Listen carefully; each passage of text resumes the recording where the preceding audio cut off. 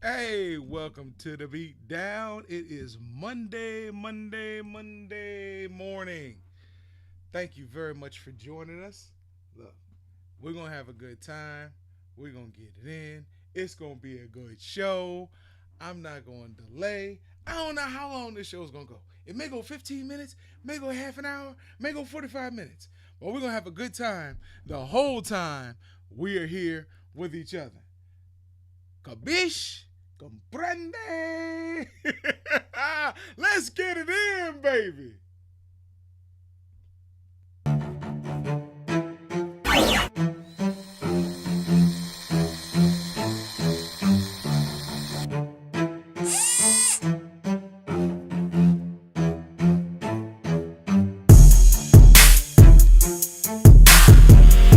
Ladies and gentlemen, batten down the hatches. We'd like to introduce you to the greatest combat sports show bar none. You are now in the Beatdown. You wanna get down?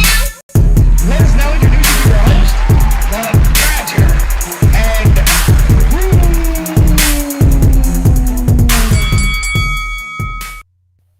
What's going on, y'all? Hey, we're live, coming at you on a Monday morning. It's a great day to be alive. My name is Brew.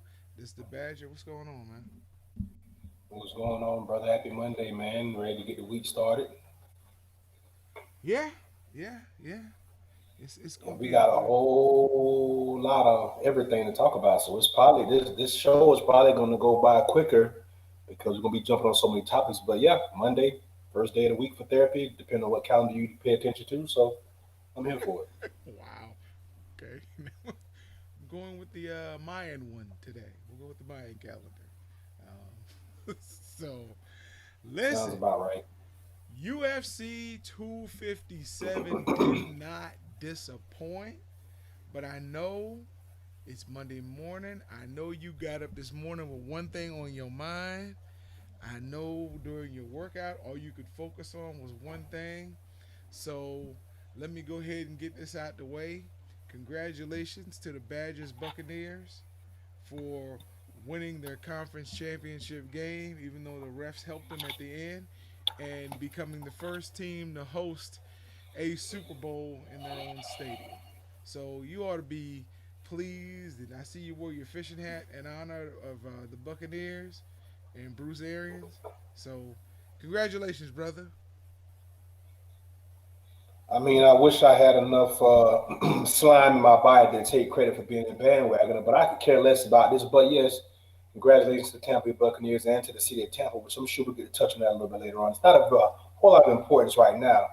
I want you to keep talking about this UFC card because, man, listen, that was pretty good. That was I don't know how he keeps doing this, but I mean he's untouchable at this point. I don't think he can do anything wrong. I don't think Dana White and UFC at this point can do anything wrong.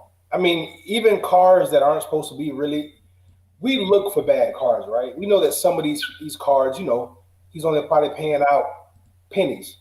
Right. But bro, these are fights, man.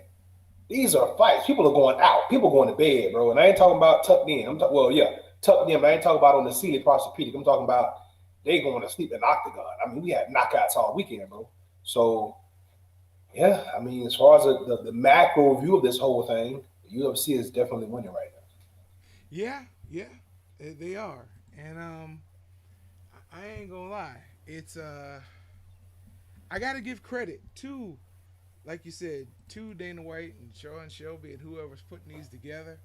But I'm really giving credit to the fighters because these fighters are coming out and showing out, and that's a testament to them understanding their opportunity. Yeah, that and understand that COVID could take all this away from any of them at any moment in time. So that added incentive of uncertainty, right? This invisible enemy that we're all fighting gives them probably more incentive to just go in and do their thing, bro. I wouldn't be a bit surprised. Yeah, and look, as we get into even the undercard was good on this one. I was over at the Red Belly's house, and he had the undercard on from like 7 on. So, it was a lot of fights that we had a chance to see, like 14, 15 of them. But I didn't see really one bad one in the bunch. It was just, it was a good fight. It was a good fight. So, the Dana White, kudos, my friend. Kudos. But I do want to, I cannot remember the woman's name. All I remember is the Venezuelan vixen. I cannot, she's from Chicago. That chick, when she won, called out Amanda Nunes. And I was like, somebody needs to come in there and grab you. Because I didn't see enough on display to see where you really should want to call out. Unless it's for the paycheck. And just to see the title across the octagon from you. She really she lives up to her title though. Her nickname is perfect. But I don't know, bro. I mean, it's levels to it. When you win, you can say whatever you want. And it is about the money because Amanda Nunes is the big fish. She's one of the few big fish in the UFC, but she's definitely a big fish when it comes to the women's side of the card or side of the house. So I'm down for her calling out whoever she wants, but unfortunately for her, it doesn't necessarily work that way. You have to pave your way or earn your way, as they say, earn your stripes, earn your keep. So she got to traverse a few more roads before she get Nunes, and hopefully, and even then, it might not be enough if Amanda chooses to stay around. So it's a lot of variables in there, but I'm not mad at her for calling her out. Good for her. Yeah, whatever. I guess you'd say good for her, but I would have, if I was in her corner, I'd have been like, hey, let's go get a burger or some pizza and really enjoy this victory and not put yourself in harm's way until you're ready. Now, she's been fighting in the UFC for 7-8 years, and she's beaten a lot of top competition. And they were talking about how she has never gotten a crack at the title, no matter who has been champion. So maybe that frustration in winning now may have something to do with that. Well, either way, if she steps across the octagon from Nunes, she'll not only be in for the fight of her life, but she'll probably get the biggest payday of her life. So again, I ain't mad at her for trying to self-promote and get herself out there, possibly in the big fight. And if what you say is true and she's beat a lot of top contenders, then why haven't we seen her in there with Nunes? And they were talking about some of the people that she's beaten have gotten a crack at Nunes. Or Misha Tate or Ronda Rousey. Like the woman she fought last weekend and beat fought Ronda Rousey. And that's where the conversation really got started. With Cormier and Felder, I think that's his name, who was a commentator. Yeah. Felder brought it up and says, well, this woman who she's fighting fought Ronda Rousey. And the last woman she beat fought Misha Tate. And the last woman... It does beg. I mean, she took some time off when she had a baby. She had a couple injuries, but she was never slated to fight who is at the top. So that's just it's an odd situation. And sometimes it comes down to timing. If she's had children or had a child and she had an injury, then those things could immediately take you out of contention because there's only a small pool of women to choose from as is. The division is not that deep. So then maybe you never know when your time is up, and sometimes it just don't line up for you. But either way, I mean, if she keeps winning, bro, why not? Yeah. Why not? Hey, I want to take the time out for the people in our chat room. Miss Darlene and Miss, hopefully, our I don't know if Miss or not, there's no picture on Yaika. Hopefully I'm not mispronouncing it, but thank you all for getting in our chat room. We really appreciate it. And cheers for you. So, listen, the co-main of UFC 257. I was going to wait to get into it, but bruh, that co-main event was built up. The promo lasted longer than the fight. It was crazy. It was crazy. It happens like that sometimes, man. That's the theater of the unknown, of the unexpected, as they say. And it didn't go all three, it didn't go five, it ended in one. But I mean, who's complaining about that? I mean, unless you got another end of it. Yeah. I'm sure. The New Zealander was not really happy with that. Not at all, Because look, Dan Hooker is a fighter, man. You didn't expect him to try to take it to the ground or use it. You expected him to try to wear Michael Chandler out with his fist. He's got the reach advantage, the height advantage. Everything leaned in his favor if it stood on the feet. And it did. It stayed on the feet until he went down against the cage. It was like, I love the tactic that Chandler employed, but I think, and this is going to sound crazy for a veteran, but I think Hooker might have been a little bit starstruck. I think the moment might have gotten him when I go back and look at it again. He wasn't the Dan Hooker that you used to seeing. And you would think being ranked number 6 in the world, the moment would never get too big for you. But you hear about Michael Chandler. You've seen him on he's not unbeatable. He's not undefeated. But the reality is he was really, even though he's unranked, most people thought he was going to walk through you. And your comments were, that'll never happen. He hasn't felt me yet. He hasn't tasted my power. He hasn't this, he hasn't that. But when he got in the ring, he was just moving around the ring, moving around the octagon. And Chandler just kept like a bulldog coming in and finally coming in on that body, throwing hard strikes with both hands to the body. He broke him down, and then that left hook sat him down against the cage, and it was just like, he just pummeled him, bro. He just literally pummeled him. Yeah, I don't know how much I feed into the narrative of the moment being too big for Dan Hooker. I think he just looks like he just got beat by a better fighter. But here's the bigger point. I think what we really probably most empathize with Dan Hooker on is the fact he's got to go to the back of the bus now. He was already someone that was a contender, but he was always coming up short, kind of like Danny Garcia in the way that he gets the big fights, but he never kind of wins them. But he has a good showing of himself. So people are like, oh, you know what? Well, maybe with a little tweak here or a tweak there, maybe he could be a champ. This really derails him, man. I don't know. For him, this is bad. He definitely had more at stake than Michael Chandler. Michael Chandler loses. Guess what? He's still going to get 1 or 2 more times to redeem himself. They gave him a contract.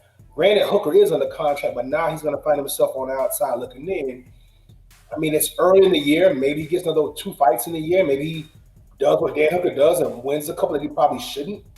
But man, this is going to be an interesting role for him to hurdle back over with this loss of Michael Chandler. Now, Michael Chandler, I mean, this probably couldn't have been a better win for you. You came in and you exceeded the expectations. People thought that you had a chance at winning this fight. Nobody said you were not going to win. But nobody expected you to blast through a guy that, by most people's considerations, is a top flight guy at 155. And you blasted through him like he didn't belong there. So for Michael Chandler, this could have been even better for him. And I think we had a conversation about this Sunday about what this means for Bellator and how this may work long term with guys going from one promotional to the next. So I don't know, bro, but this is good for Michael Chandler.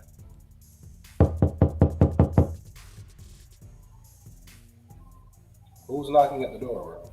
Michael Chandler. I got soul, and I'm super bad. Can't use that one loosely. Listen. Don't know how much soul Michael Chandler got, but he took the soul out of Dan Hooker. Yeah, he did. Put them things on him. Listen, definitely did that. I honestly, I agree with you. It makes Bellator look real good because he was not undefeated in Bellator. Mm-hmm. He was a multi-time champion in Bellator, and probably one of the best that Bellator really had to offer. Mm-hmm. So he comes over here, and you put him in with your pit bull, the guy that's gonna, kind of show that Chandler still has a ways to go in the UFC, and he dispatches him. Now, this may not happen if they fought 10 times. This may not happen again like that. But the fact that it happened on one of the biggest stages, the UFC's first pay-per-view of this year. And they've been building this up and building this up. And again, it was also on the Conor McGregor card. So you had more people around the world watching this fight probably than anyone since Khabib. So it was I think it did a lot for Bellator, and I can't wait to see how Bellator responds. The next, type of card they put out. I think it's going to be one of those things that you got to watch and see how Bellator multiplies this, or do they just mess it up? It's like when you're playing spades and you have a hand with 9 trumps, but only 3 of them or 2 of them are above the 10. Now, if you play the hand right, you can pull 6 or 7 yourself. But if you play the hand wrong, you may get 3. Yeah, and it's interesting that you brought it up. I just had this idea in my head. You know what would be pretty dope? If both leagues agree contractually at the end of every year, they put on a round robin tournament of 4 fighters. The best 4 from Bellator versus the best 4 from UFC. At the end of the year, they do this. Now, this sounds a little flighty at the moment, but put this in perspective. If Bellator can string together a couple more fighters that come to the UFC and win, I think we really need to start looking at the type of fighters that Bellator has. Because like you said, Michael Chandler has been beaten in Bellator. He went undefeated. So if I'm going to come over and clean house, I'm just saying in a perfect world, the two could still remain separate and do their own things. But at the end of the day, come together for a 4-man tournament just to see who might have the best guy. That would be interesting. It'd be very interesting. I mean, boxing does it. Yeah, but it's a little bit different animal. When you start looking Two different promotions. Is this isn't just a promotional thing? Like Dana White they own this league. They own the UFC. It's not where you can really float around, and they're competing literally against Bellator to keep Bellator from rising up. So Bellator has everything to gain and nothing to lose, but the UFC doesn't have anything to gain. Yeah, but what will make it special is just the way we saw Eddie Hearn and PBC come together to make. I mean, not Eddie Hearn. We saw Bob Arum and PBC get together to make Fury Wilder. I'm just saying it doesn't have to happen all the time, but I think when it calls for it, that would be pretty dope, man. Now, would it be champion versus champion, or is that too costly to your brand? That's a good question. I don't know, bro. I don't know, but as whimsical and as fantastical as that sounds, I think it'd be pretty dope. Maybe a 4-man tournament. I know Chris Cyborg would love to see this happen. Of course she would. And get, so what? Get another crack at Amanda Nunes. What's the young lady that's killing in the PFL right now? With the big arms. Yeah, Kayla. Is her name Kayla or something like that? Kayla Harrison, is that her name? Yeah. I'm just saying, it's a couple. I'm just saying, bro. Demetrius Johnson. If he had an axe to grind, yeah. Oh, he still does. Yeah. Who gets traded? I mean, yeah, he still does. No, we ain't got to go down that road. I hear you, but I think Mighty Mouse, his legacy is cemented. I don't think he needs to prove anything to the UFC. But you never know. You never know. If I'm him, I would. I'm not proving it, but I But just. he ain't a Mighty Mouse from 6-7 years ago either. So that just. This didn't happen 6 or 7 years ago. This happened what? No, I'm saying, but when he was the best fighter on the planet, bar none, he's gotten older since then. That's all I'm saying. I get that, but the last time we saw him fight in the UFC, and this isn't just from me saying it, but I've actually seen video with a lot of other UFC fighters saying, reputable, credible UFC fighters that said he was robbed against Henry Cejudo. And then before he can invoke his rematch clause, Dana White trades him to another organization. Who knew you had a trade clause in your contract?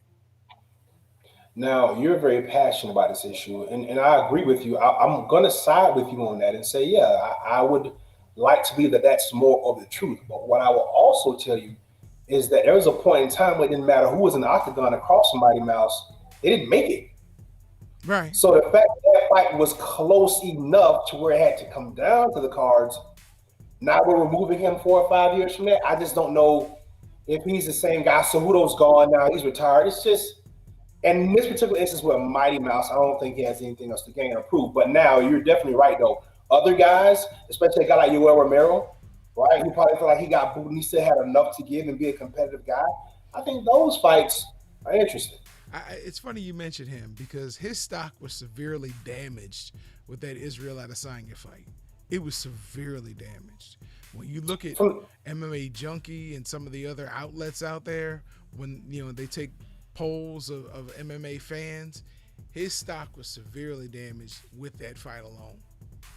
But this is the thing: his stock was damaged because we thought he implemented a pretty shitty game plan, Yeah. not because he felt like But it's a difference. We still feel like he can fight. No UFC fans gonna feel like Yoel Romero has nothing left in the tank. They just feel like he took a pretty shitty game plan against Adesanya and didn't do what was probably in his best interest, which was to wrestle.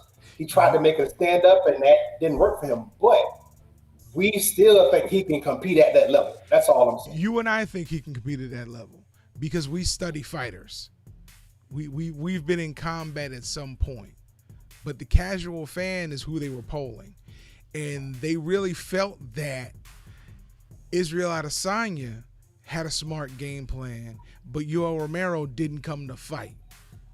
Now, Israel was able to rebound because he beat the mess out of Paulo Costa right after that. But who did Yoel Romero fight following the Adesanya fight? Exactly. That's what hurt his stock. If he had been able to get in there with some top competition and be the Yoel Romero we remembered, that scary Yoel Romero, that would have helped rebound his stock. They had no problem cutting him because of the way the fans started seeing him. I don't know. Okay. I don't know if that was the fans, that was Dana White. And here's my point for this. Fans don't know anything. What they know is that they saw a guy didn't fight. They didn't see a guy get beat up. As a matter of fact, I don't think we can find a video where Yoel Romero has ever been beaten up. He's lost. I don't ever seen him get beaten up. So the optics is that he just didn't come to fight. Now, here's the thing. I think Yoel Romero was at a crossroads in his career where he was having to decide where he was going to reside, whether he was going to be 185 or 205. And with him being older, I think he was kind of caught in a no man's land as far as where he could go to his next opponent. And his last performance or lack thereof didn't help. But I don't think it was because anyone thinks that he can't fight. Now, what also we have to think about too, bro, is his marketability. Now, he already had a fight style that was not very appealing. This is based on your fans. This is based on your fans don't know anything comment. Yes, I gotta stand up for our fans. Go ahead. As you should. Doesn't change what I said. So my point is, maybe he had such a stinker performance and that he didn't know where he wanted to go with their weight classes. And maybe Dana was like, you know what? We don't really need you, bro. So there's a difference between that and not being able to. You know who's not able to anymore? Jose Aldo. He's not able to anymore. You know who's not able to anymore? Matt Brown. He's not able to anymore. There are guys that are still fighting in the UFC that are not able to. And I don't hear any fans talking about they're great. No, they just go in there willingly get beat up. That's the difference.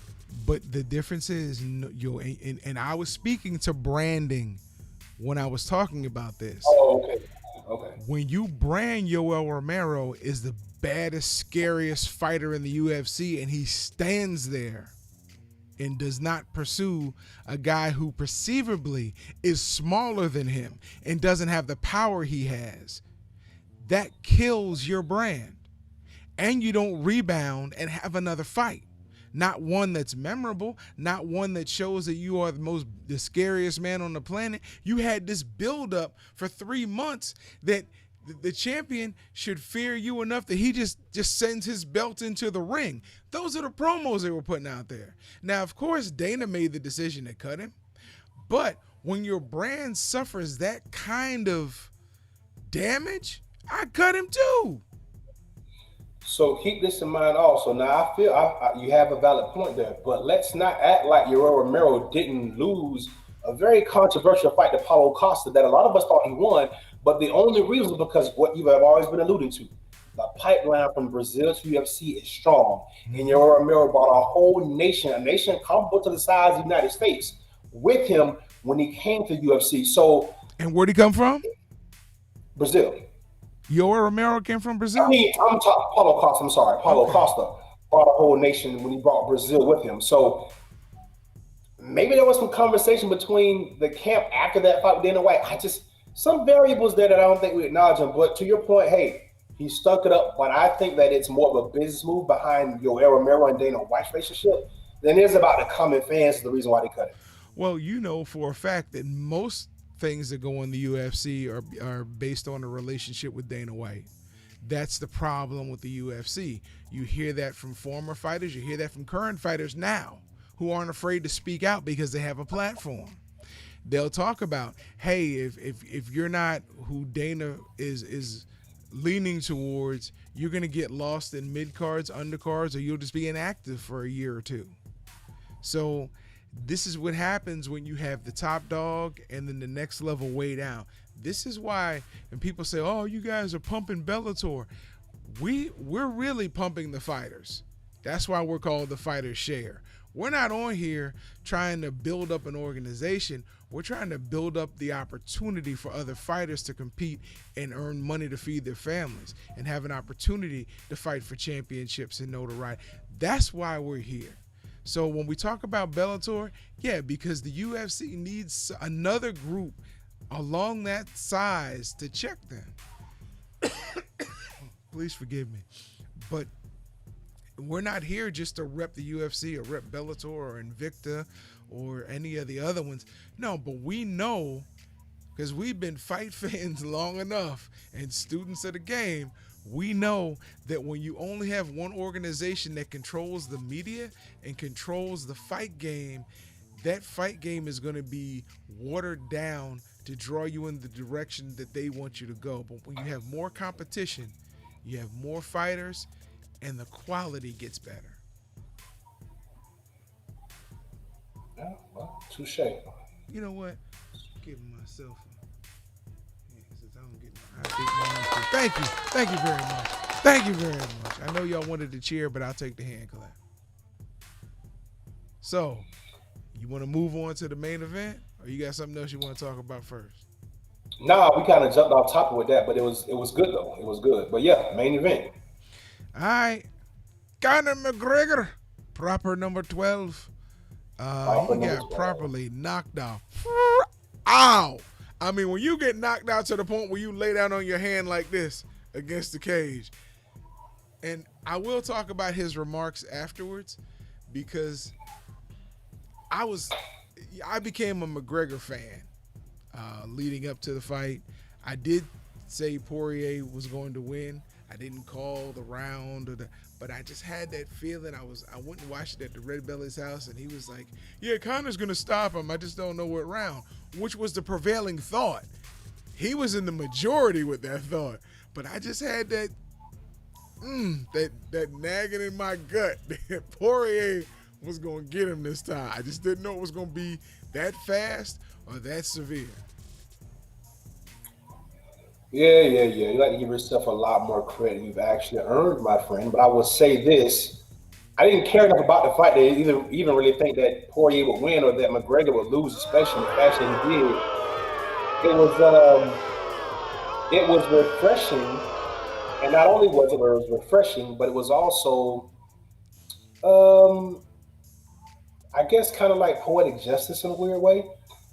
Dustin Poirier has been working like he's got three jobs to work his way back into the situation. He was the interim champ, and he was the most gracious guy leading up to this fight, even up into negotiations with this fight, and even when he won the interim belt by saying this is not the real belt. So for him, But he took I it think this home. worked out. I think this worked out perfectly for Dustin Poirier and his brother Daniel Cormier. But Conor McGregor did something that I didn't think was possible, And it was to go in there and actually feel like that even though I've been gone for over a year or 2 years, I don't know he was out for. I'm gonna go right in here and I'm gonna fight this man who's been active and been running through people. I'm just gonna stand here, we're just gonna slug it out. I like that about McGregor. Not a very good fight strategy, but a very good strategy for the fight fans and for the UFC. Even though, even though, thank you. Even though he had his It wasn't shot about you. of It was for proper Connor. 12 whiskey, even though it really put him to bed, I must say he went out on the shield. I'm all right with that, man. Kudos for Conor McGregor. And guess what? I'll pay to see him get knocked out again. Well, you may have to because it looks like they're gonna run it back. I like what Poirier said at the end. If Khabib's truly gone, then we're the two best fighters in the division. Then I should be the champion. Yeah, there was no belt. Obviously, I like Poirier's humility. I like the organization that he promotes. I like everything about him. But listen, I saw the press conference with Conor. I saw a couple of interviews with Conor. I saw somebody just capture him in the hotel lobby passing point.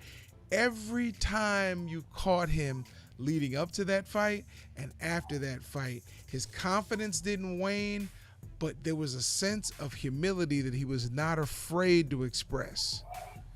And when he was talking in that press conference and made the simple comments that, look, Poirier fought a heck of a fight. He had a game plan. He stuck to it. I didn't pivot when I should have. And before I knew it, my leg was dead. I couldn't do anything with it. And he was on me. He said if I had stayed on him and kept him up against the cage and maybe swarmed him when I caught his foot a couple times, when I still had feeling in my leg, things would have gone differently. He said, but I didn't make the adjustments that I knew I was supposed to make. And for that, this is a bitter pill to swallow, but it's not as hard as I thought it would be because I gave everything I had. I trained as hard as I could. I just made a mental mistake.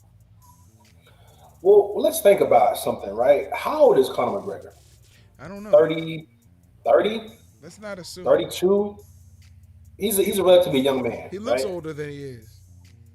He's a relatively young man, and he was given a lot of fame and a lot of wealth very fast. You got to remember when Conor McGregor made his UFC debut in what, 2013, 2012, or somewhere up in there? Bro, within 2 years, he was, I mean, I don't quote on this, but he fought for a belt relatively quickly, and then he skyrocketed. He fought, It's Conor McGregor. I think in 2014 in Dublin, in his home country, bro. The numbers he did there in the guard and win what he did against Poirier, bro, he became a star overnight. It was a lot for him. So He's I think 32. what we're saying, he's 32. See, he's a young man, right? So when he was at the top And of his he's a buffoonery, cancer.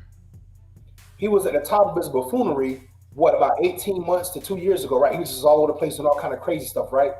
He was young. And I'm not giving him a pass because I would say that about any young guy in his position. But I think we've been seeing, man, is maturation and growth. He's getting a little older now. He has a family. He's had the possibility of certain things being taken away from him. And at this point, bro, he's lived out all his wildest fantasies and dreams. So now it's really about time to buckle down and just get back to it. Um, this was a tough fight to come back and make. I thought he was going to win it. But what is also going to be interesting is the fact that he he came out and gave it his all, bro. I know that sounds cliche, but he did. The man stood there and fought when he probably shouldn't have. He didn't have the timing. He didn't have the distance. He didn't have any of that that comes with being active. And he stood there and gave it his best shot. Or maybe he knew he didn't have those intangibles. So his best bet was try to go in there and mop the floor of Poirier fairly quickly, which is why he was in there engaging like that. Either way it go, it didn't work. But I mean, I'm not going to say I'm a Conor McGregor fan because of that now, but I'm definitely more inclined to pay attention to him. He did a wonderful job. And in all due respect, it's hard to do a press conference when you lose.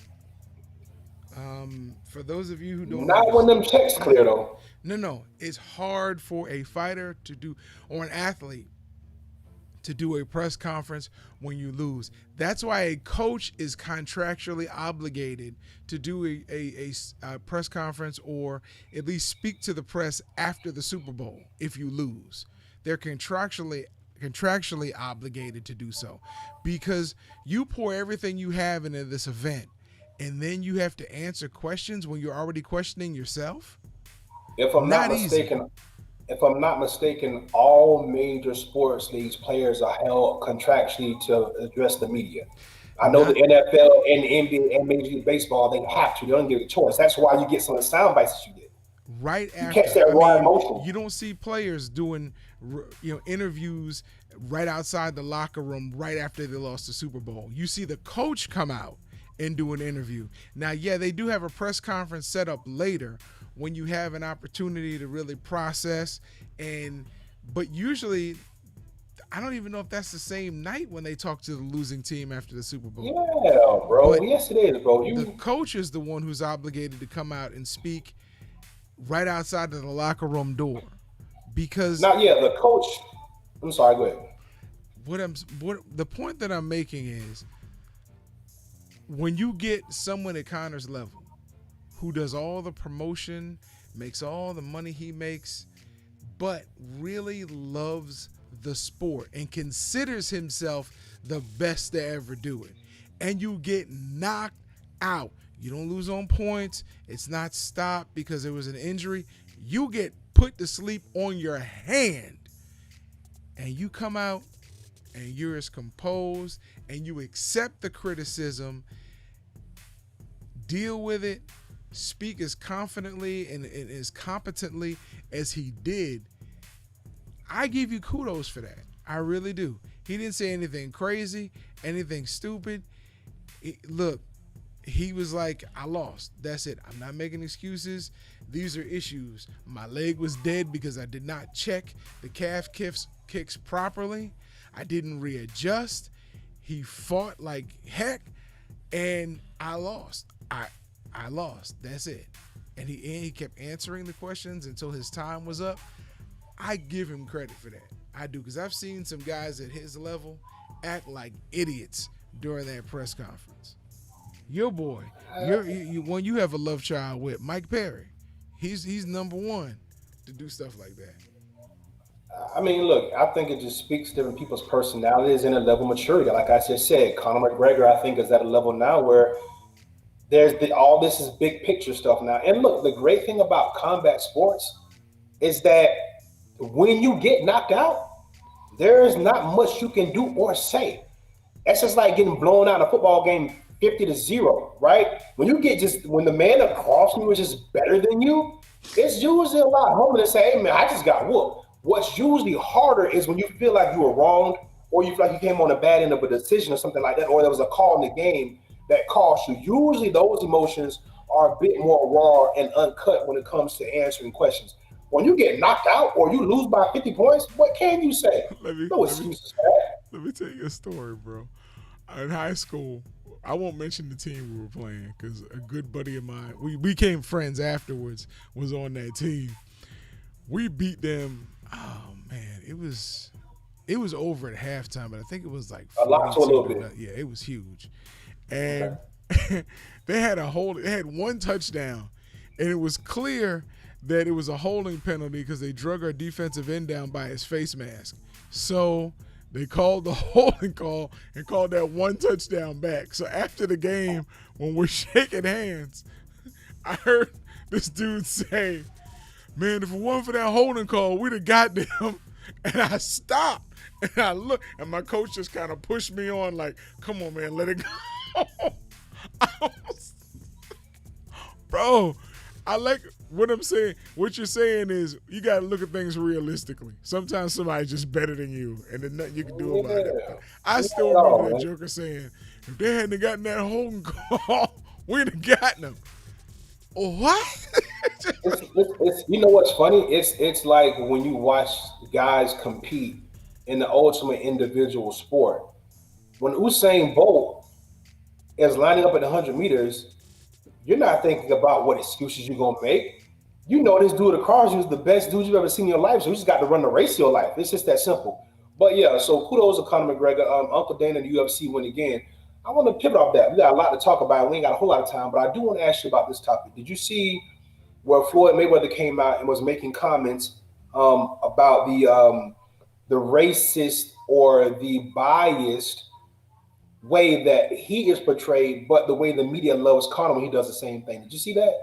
You know what? It's not the first time Floyd has said that. So I didn't. I don't know if I saw the most recent comments from him, but I've actually seen other people who have shows like ours bring that out, and not just with Conor McGregor, but with Tyson Fury, with Billy Joe Saunders, and you know what? Floyd is 100% correct that Floyd is considered the demon, and literally the demon. If you watch the 700 Club, uh, yeah, the Trumpers, he's considered the demon because of his activities, not because of the good things that he does, which there are a lot of them.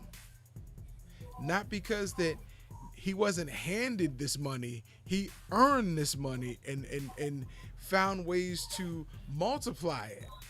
Not because he did what most fighters are afraid to do, and that's own themselves in the fight game, but because of the color of skin, and he had the nerve to do that. Listen, man, I'm gonna tell you You something Rick right now, Paul? bro. I'm gonna tell you something right now, man. I'm not buying into none of that shit Floyd's saying because it's hypocritical. You're not the guy that can speak on that, Floyd. Let somebody else speak on it because last time I checked, you said you're just gonna keep buying Gucci. Last time I checked, you said Black Lives Matter. You said all lives matter.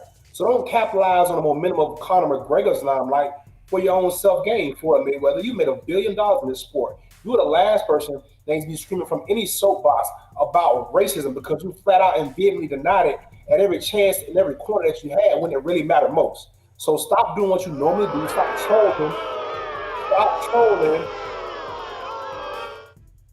Bring them on. I'm fine. Stop trolling on other people's success because that seems to be your best remedy for attention right now. Anytime anybody in combat sports does anything, Floyd Mayweather is the first one to post something, whether it's his opulence, whether it's what he's got going on. He can never let anybody have a moment. I'm not saying that Conor deserves that right, but Floyd should be the last person to be saying something like that. If Floyd hadn't have said this previously, I might be inclined to listen to you. But it's not the first time Floyd has said it. You heard what I said, bro. Floyd said all it. lives matter. Floyd said all lives matter. That's enough. Okay. All right. So it has nothing to do with the fact that he's right about the racism that's going on in boxing and in combat sport. Whoa. It's not the fact that he's right about it. It's the fact that he did say an idiotic thing. Yes, all lives matter, but if all lives mattered, we wouldn't have to say Black Lives Matter. I agree with you on that. But the point is, he is right in his treatment versus the treatment of Conor McGregor, Tyson Fury, Billy Joe Saunders, etc. What I want you to understand is that I'm not saying Floyd's not right. Right? I'm just saying the man that's selling the dope in the neighborhood can't be also on the PA board. But they are. He can't be on you. No, they ain't. Or they wear a police uniform. Go ahead. Surface level, bro. You're going too deep. Surface level is all I'm talking about here. Floyd, you try to make it seem like Floyd has some type of real agenda behind what he's doing, and he doesn't. And that's my problem with him. I'm not saying he's wrong. You can see and you blind. You know he's right. Most of us know he's right. He is the wrong person to speak up on it because when it mattered most, when those statements mattered, he cowered down. He didn't stand behind it. Okay. That's my issue, bro. You were the one that brought up on this show, hey, give Floyd his props. He's paying for George Floyd's funeral. Weren't you the one that said that? Yes. Weren't you the one that said that?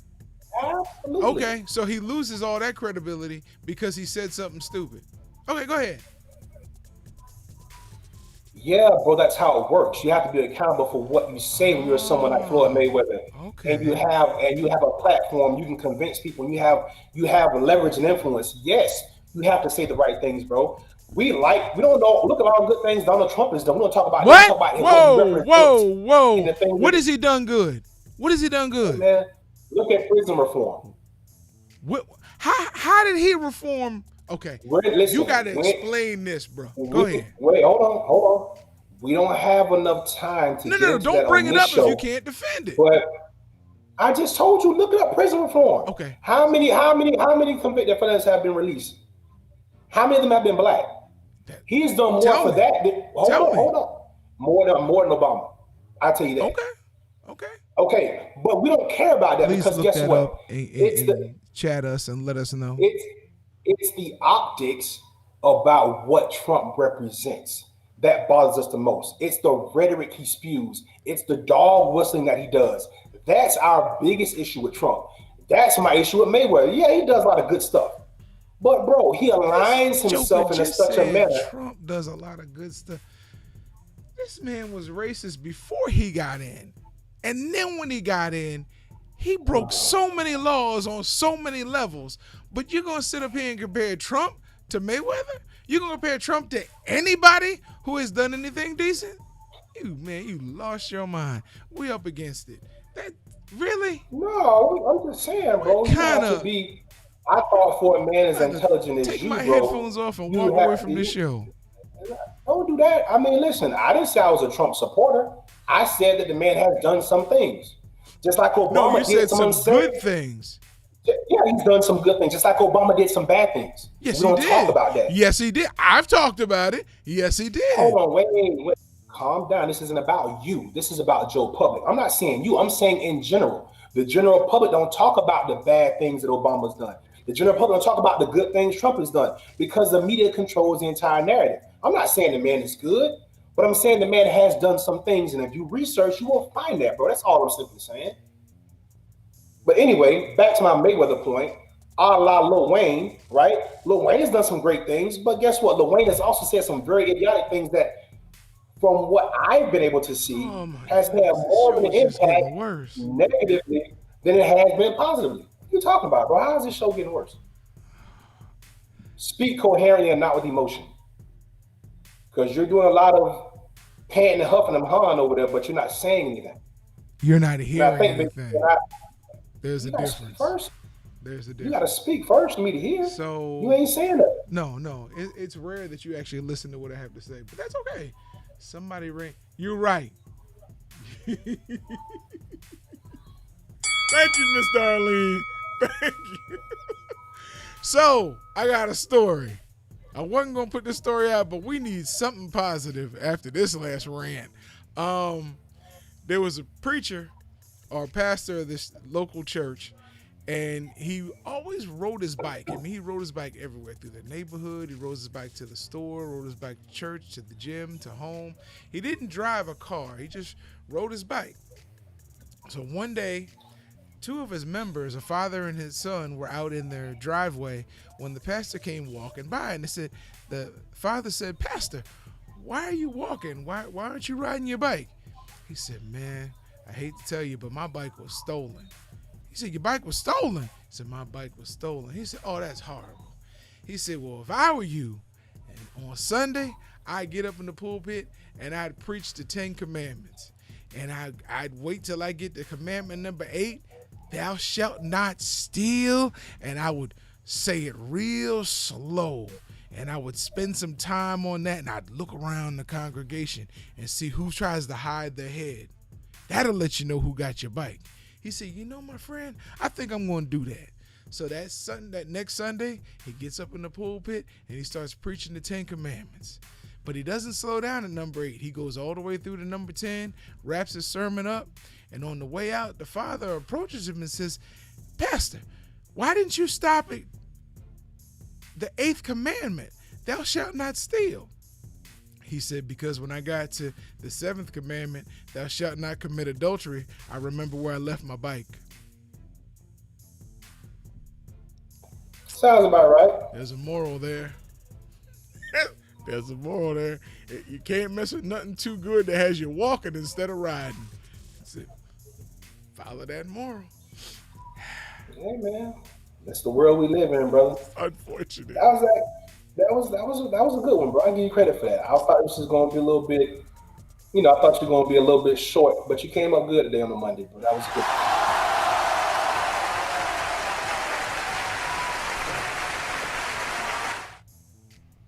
That's right. Uh-oh. Thank you, Mr. Arlene. So, I, so I, listen, I didn't leave my bike before at we your get house, up, did I? I'm sorry, go ahead. before before we get up out of here, man, I want to touch on we got Jamil Ham versus Carl Frampton, looking like it's going to be in late February over in London. That's going to be a dope fight. Looking forward to that. Jose Ramirez versus Josh Taylor. That's on tap for May. Big fight at 140. Big fight at 140. Yeah. Want to take a few minutes, man, to get your thoughts on the passing of two Titans over the weekend, man. We lost Hank Aaron on Friday and Larry King, I think, on Saturday. Yeah. Give me some Well, good thoughts, some memories about those two guys. Larry King made me want to be a journalist. Larry King took when cable really first came in, and Larry King had his show, if I'm not mistaken. He was either on, I think it was on CNN.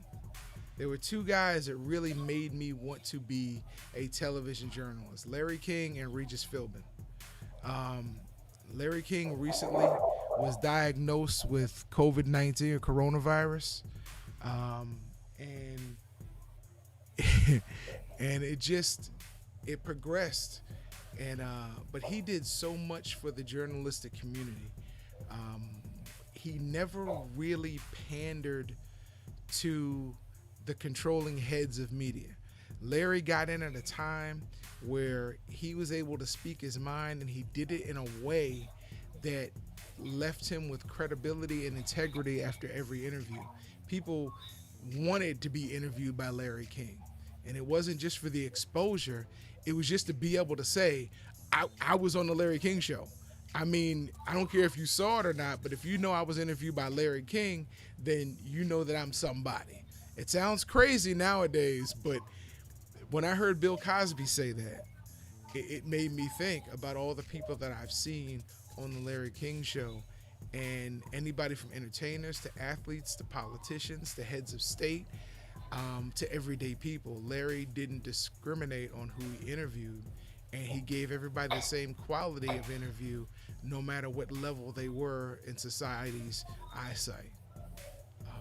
You want me to go ahead right on to Hank Aaron, or you want to comment on Yeah, Larry yeah, King? no, it's cool. Do your thing, bro. I pose a question to you. Hank Aaron, Henry Aaron. A lot of people don't understand just how much of a titan this man was, and he still is in his legacy. Hank Aaron came out of Alabama when Alabama was George Wallace, Alabama. I gained an understanding of just how bad Alabama was after talking with my father-in-law, who was born and raised into his late teens in Alabama, in Selma, and how, and I heard Hank Aaron tell the same story, how his mother would make them go and get under the bed when the Ku Klux Klan would drive down the street at night. And today we really can't fathom the pressure that was on black folks, African Americans in this country, in the South during that time, unless you came up in that time or maybe one generation removed. But if you still didn't understand the pressure that they went through, and you find ways out. He found a way through baseball and other sports, but baseball was the way he got out.